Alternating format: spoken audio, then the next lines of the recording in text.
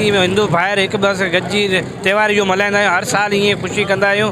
ऐं हीअ रामापीर चौक आहे, हिते डांडिया रांदि बि रमंदा आहियूं, हिते रंग हिक ॿिए खे हणंदा आहियूं। असांखे बिल्कुलु ॾाढी ख़ुशी थींदी आहे। बिल्कुलु ऐं असीं हिंदू भाइरनि सां गॾु हिन मज़हब जे त्योहार में हिसो वठंदा आहियूं। भाई होली जो त्यौहार है, रंगारंगी त्यौहार है। इनमें हर कमेटी जा असां हिंदू गॾु थी होली जो त्यौहार मल्हाईंदा आहियूं। इनमें को सियासत कोन आहे। पाकिस्तान जिंदाबाद। जी बिल्कुलु, होली जो त्यौहार जेका आहे असां हिते पाकिस्तान में सिंध में उमरकोट में जेका आहे धाम धूम सां मल्हाईंदा आहियूं।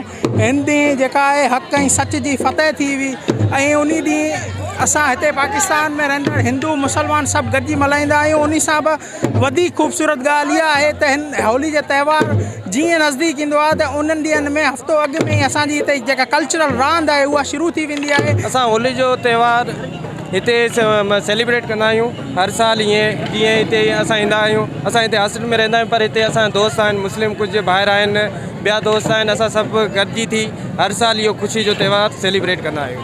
हर साल कंदा आहियूं। जी जी, हर साल असांजे विच में को मज़हब जो या को मतिलबु ज़ात जो फ़र्क़ु कोन हूंदो। असां इंसानियत जो मज़हब आहे, सभु गॾु थी ऐं इहो होली त्यौहार सेलिब्रेट कंदा आहियूं। काफ़ी शहर में होली थींदी आहे। जेको अमरकोट में होली थींदी आहे न, माना हर शहर खां हर माना मुंहिंजे हिसाब सां मुंहिंजी उमिरि 18 साल 20 साल आहे। मूं अमरकोट जहिड़ी होली किथे बि न ॾिठी आहे।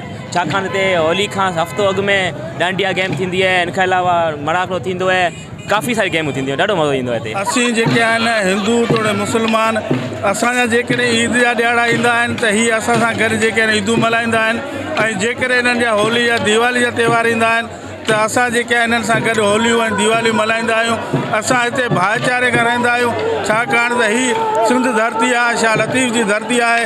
जी बिल्कुलु, होली जो त्यौहार अचे ऐं उमरकोट में डांडिया रांदि न थी आहे। हिन वक़्तु असां मौजूदु आहियूं रामापीर चौक ते, जिते हिंदू थोरे मुसलमान जेके नौजवान आहिनि उहे जेके डांडिया रांदि करे रहिया आहिनि। उन सां गॾु जेका होली जो रंग जेका आहे उहो हिक ॿिए ते हणी रहिया आहिनि ऐं वॾो जोश ऐं जज़्बे सां जेका उहा होली जो त्यौहार जेका उहा मल्हाए रहिया आहिनि। ऐं हिननि जो इहो बि चवणु आहे त 17 मार्च ते जेको धोड़ेली जे ॾींहुं असां जेको वॾे धाम धूम सां जेको असां हिक ॿिए खे रंग हणी जेको ख़ुशी जो त्यौहार आहे ऐं हिनखे जेको मल्हाईंदासीं। ऐं हिननि इहो ई चयो आहे त असां जेको हर साल वांगुरु हिन साल बि जेको असां होली जो त्यौहार जेको आहे इहो वॾो धूमधाम सां जेको मल्हाईंदा आहियूं। जी।